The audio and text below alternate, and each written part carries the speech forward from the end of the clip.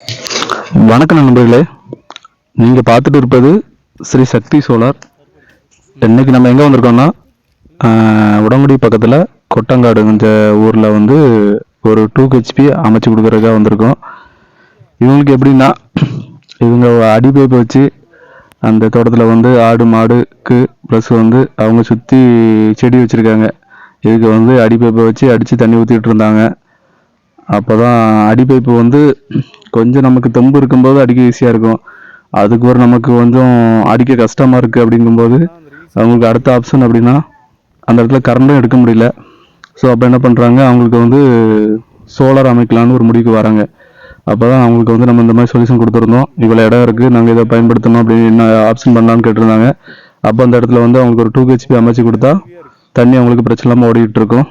அப்படிங்கிறக்காக நம்ம 2 HP setup வந்து அமைச்சு கொடுத்துருக்கோம்.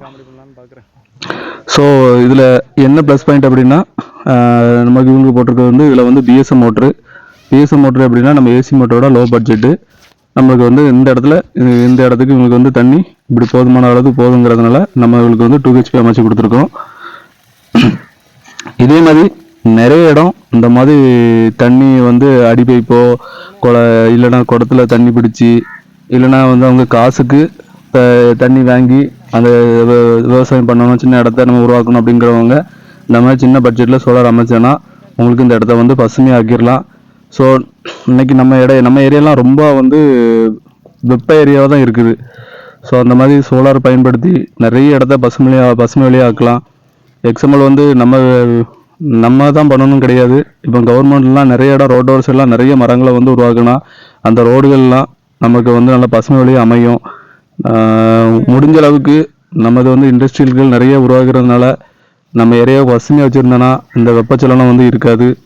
முடிஞ்ச அளவுக்கு அரசுகளும் மக்களுக்கு சப்போர்ட் பண்ணுங்கள். சோலார் அமைச்சு அந்த இடத்த ஒவ்வொரு ஏரியா வெறும் இடமா இருக்கிறத நல்ல பசுமை மரங்களாக உருவாக்குங்க. கேரளா போல் நம்ம ஏரியாவை பசுமையாக்குனா நமக்கு வந்து எத்தனை இண்டஸ்ட்ரியில் வந்தாலும் நமக்கு அந்த வெக்க இருக்கிறது தெரியாது. அதே போல் குளம் குட்டைகளிலும் நீர் நிரப்புறங்க. அணைகள் போல் அந்த மாதிரி இடத்தெல்லாம் உருவாக்கி வச்சுருந்தோன்னா மக்களுக்கும் தண்ணி தட்டுப்பாடு இருக்காது. ஸோ இப்படி நம்ம வந்து மெயின்டைன் பண்ணாமல் விட்டுருந்தோன்னா ரொம்ப வெப்பம் அதிகமாக இருக்கும்போது ஏன்டா இந்த ஏரியாவில் இருந்தோம் அப்படிங்கிற மாதிரி இருக்கும். ஸோ முடிஞ்ச அளவு பசுமை விலைக்கு மாறுங்க. நன்றி நண்பர்களே. உங்களுக்கும் தேவைப்படுச்சுன்னா கீழே நம்பருக்கு தொடர்பு கொண்டு ஒவ்வொரு ஏரியாவும் இந்த மாதிரி உருவாக்குங்க.